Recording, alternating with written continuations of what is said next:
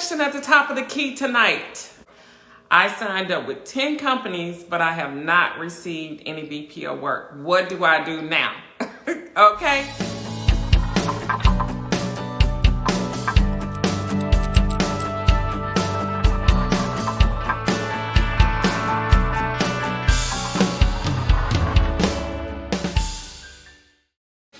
All right, for those of you who don't know me, I am Angela Cooper. I am a business coach. I help real estate agents increase their income while waiting on buyers and sellers to close. And I do that with this particular platform. Well, one of the ways is this platform, Broker Price Opinions. Okay, so let's get this party started. For those of you who are visiting or your first time on the page, go ahead, like the page. If you're watching from YouTube, smash that subscribe button. If you're visiting after the fact, hashtag replay. And if you're brand new to real estate or Broker Price Opinions, drop a 1 in the comment area. We have something just for you, okay? Specifically for you, especially for you. You're special, okay? All right. So let's get this question answered. I've signed up with 10 companies and I have not gotten any BPO work as of yet.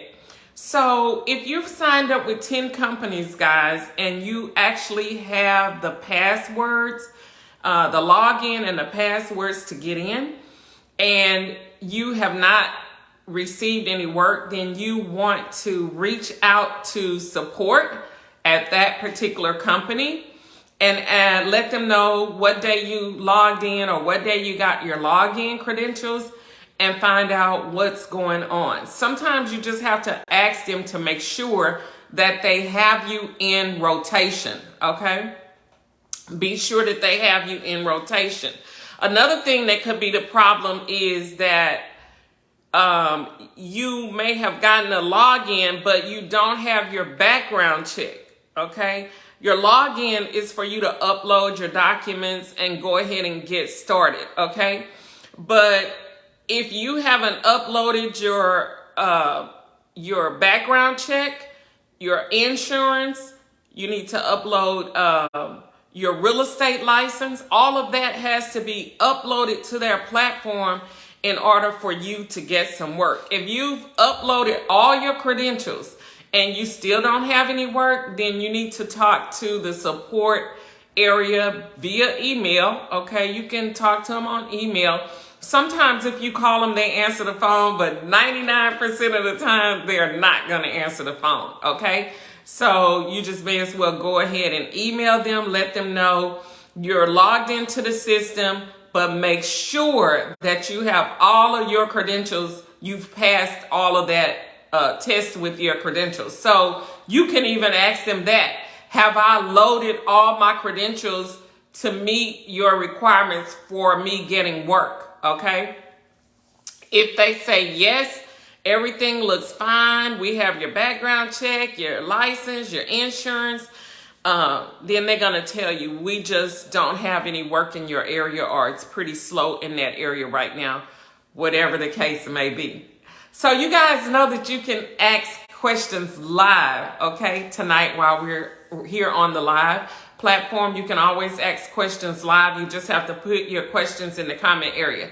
Looks like Brandon have a question. Okay. Where do you search for neighborhood market trends, like the percentage of ownership to renters or percentage of REO properties? Okay, so you can typically, etc.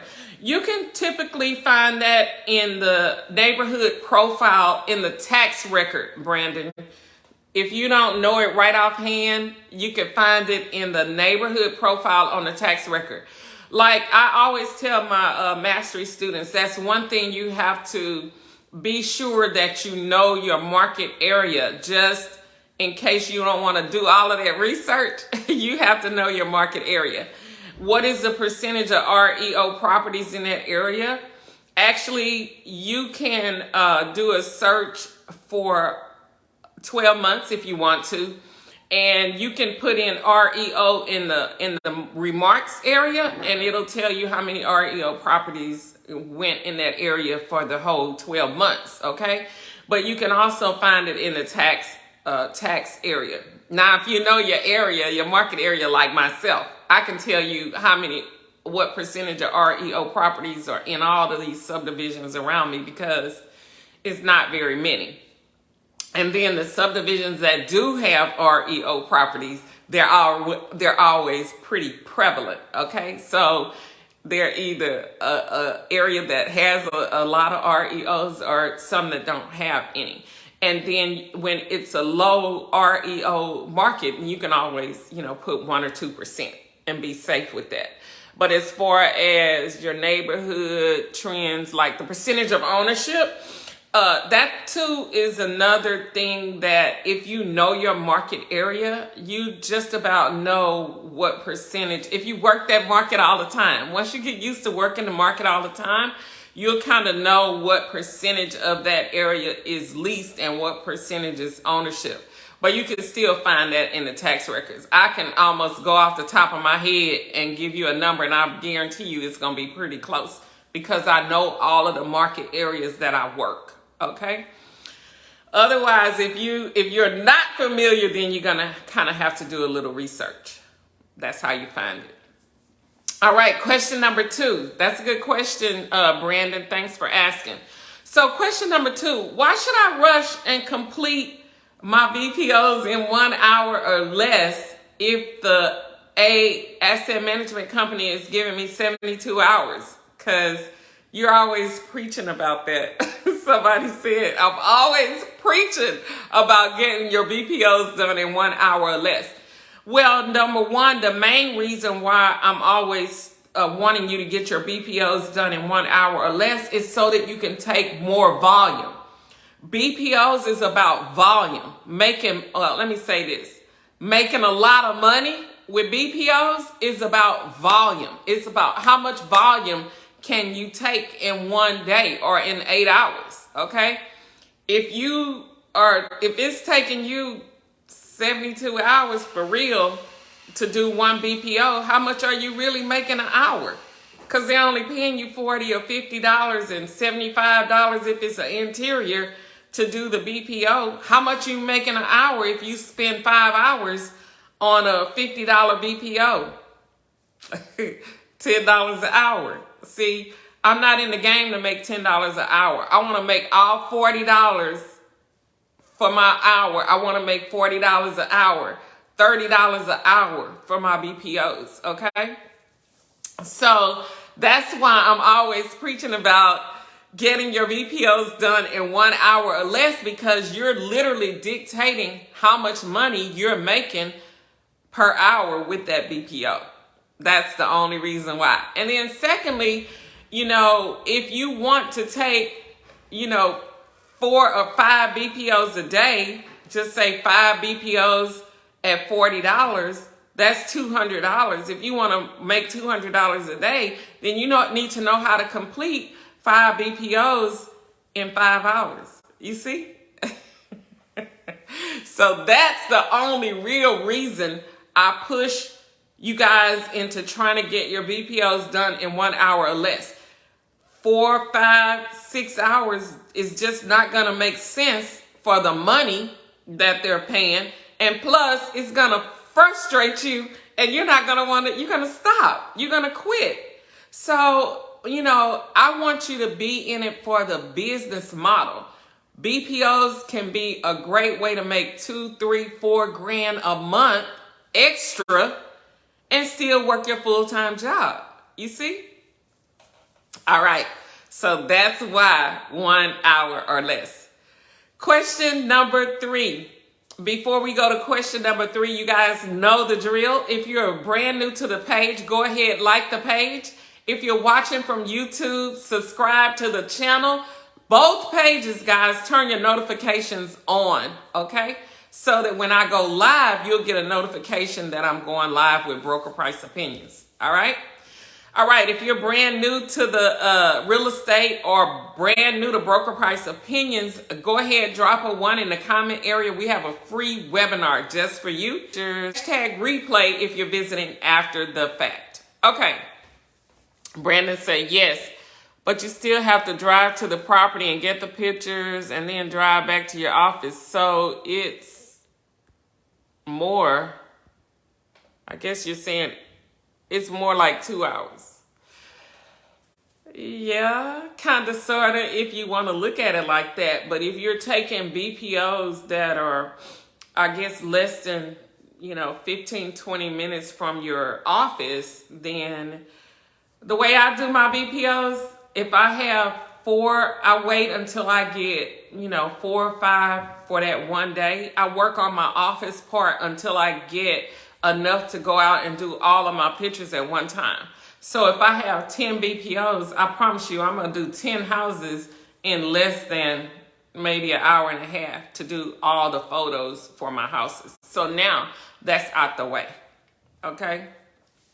So then your focus is on getting your work done in the office. But yeah, if you want to say it like that, I mean, it depends on, like I say, how far the BPO is from your base. Because a lot of times, if it's a rush BPO, and I normally will not take a rush BPO if the location is 20 minutes away, I'm not doing that. I'm going to get that on my way to a notary signing or something else.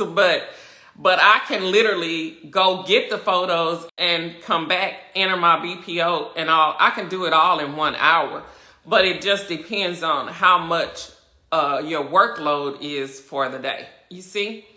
And again, it depends on how quick you are with, getting your photos and doing your data entry. It can be done in 1 hour if your distance is not 20 minutes away. You see? Most of the time, you're going to get BPOs like in your immediate area. 10 minutes or less maybe for drive time. So yeah, you could run out and grab your BPO and come back and enter it in 1 hour or less. You can do it. I mean, I do it all the time, but I'm skilled at doing it. I've been doing it forever. You see? So I try to do a lot of photos at one time and then spend all of my office time in the office just entering one after the next, after the next, after the next. It's a system. Okay, the systematic way of doing things is what's going to make you or break you with your BPO money. You see? Never ever want to be backtracking, when you're doing your photos. Because if I have a company that gave me a work order and they say, I need this back in 72 hours, even 48 hours, I'm probably not even going to go do my photos till the second day. The day that I'm going to enter my order is the day that I'm going to go get my photos, because what if I get 4 more? Or what if I get 5 more? You see? Then I can get all of my photos on the same day and just work on my data entry in the office before I go get my photos. You assume that every house is in average condition unless you look at it and it say the year built is, 2021 or whatever. Then that's probably in good condition. 5 years or less is good condition.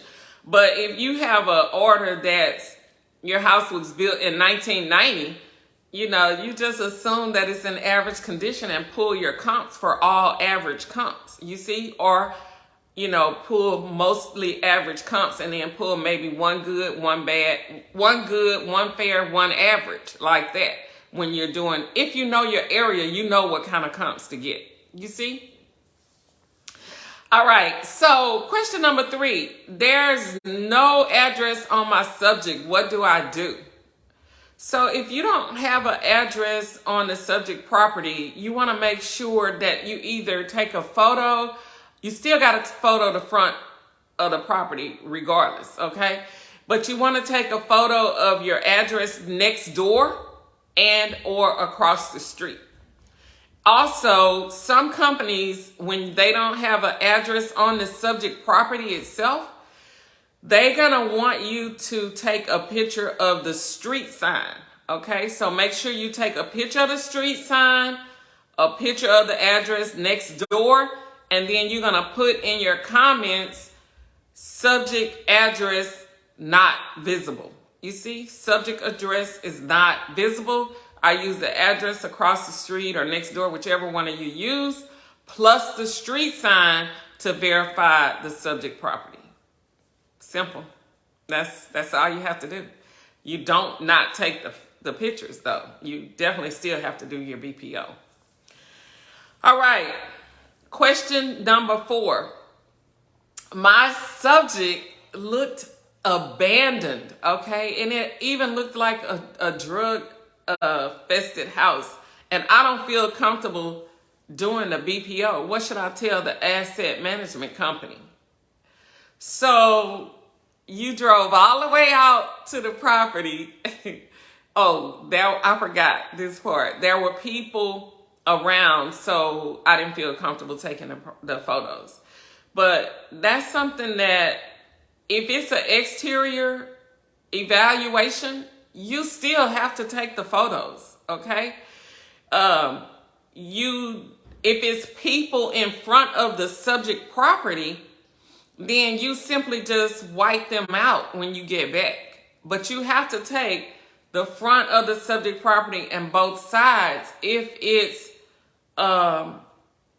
looks abandoned, even if the house look abandoned, and if you have damages on the outside walls, you want to definitely, if you don't feel comfortable, taking long enough to zoom in on the property while you're there, at least zoom in on the damages when you get back to your office and load the photos and crop the damages out and make it a separate photo.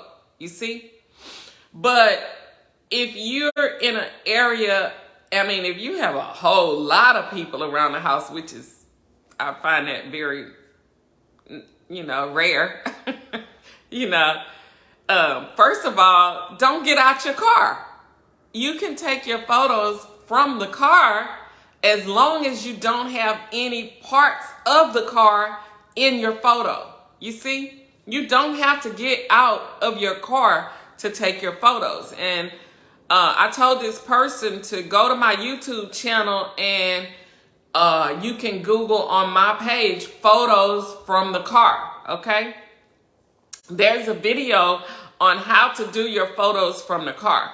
I never get out of my car when I'm doing photos. Never, ever, ever, okay? The only time I get out of my car when I'm doing photos is if I have an interior BPO, okay? Now, if this is a unsafe house and you're doing an interior BPO, you definitely can turn that down without anything being marked against you. They're not going to drop your score or anything like that. But if it's a drive-by, that's what it is. It's a drive-by. You don't have to get out your car to drive by and do your photos.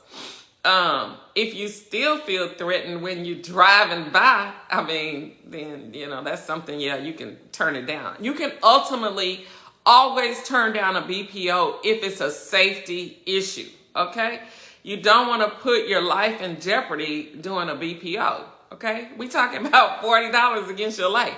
Just call it a day, But if it's a street like that, and like one of the other students, he wasn't a student, it was a person that's in the BPO group.